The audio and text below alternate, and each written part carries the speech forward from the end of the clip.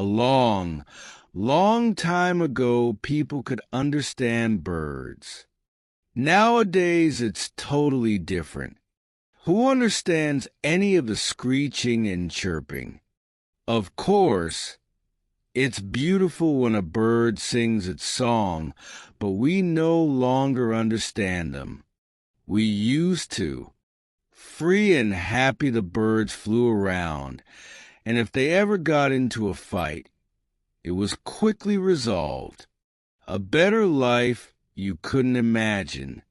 But when life is good, often it's not appreciated and you want it to be even better. That's why the cuckoo suddenly had the idea that birds, just like people, needed a king and proposed this to the other birds.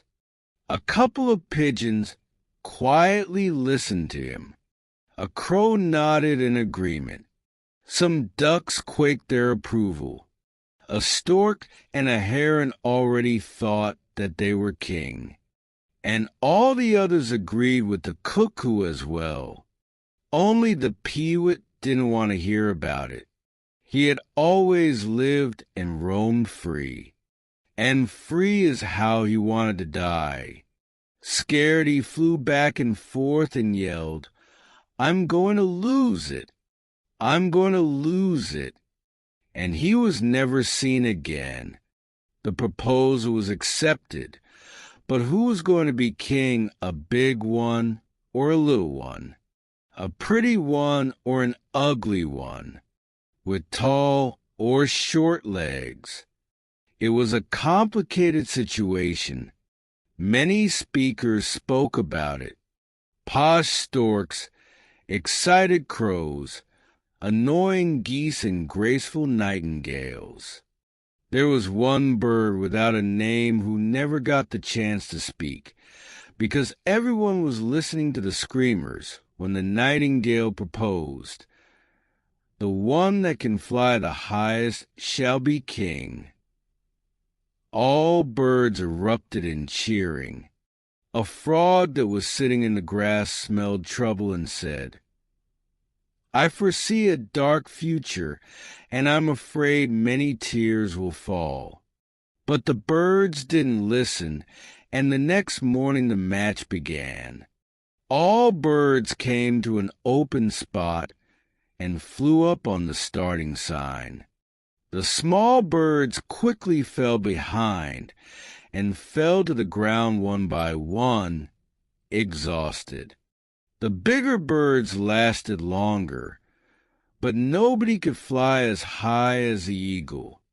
The eagle flew so high that it seemed as if it could say hello to the sun. When he saw that the other birds couldn't fly so high, he thought, "Why would I fly any higher? I am the king." And he gracefully soared down.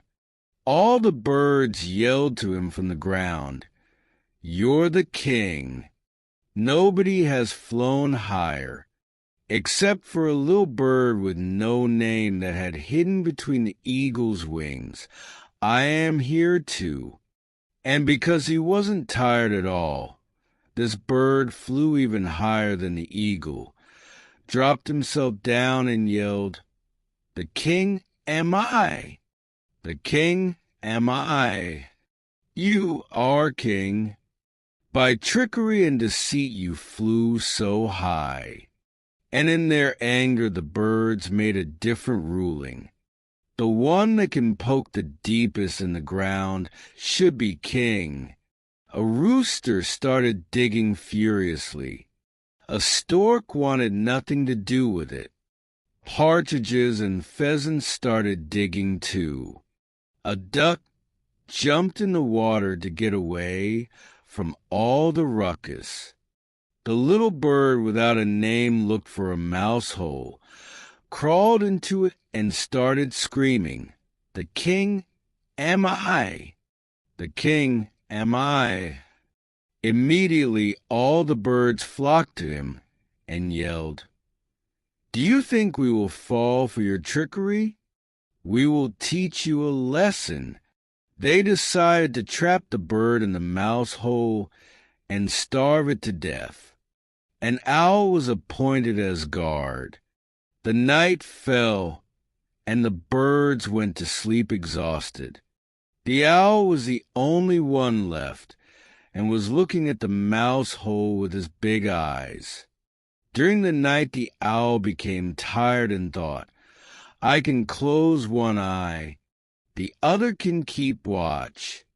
So he did. After a while the other eye closed, and the owl opened the other eye again.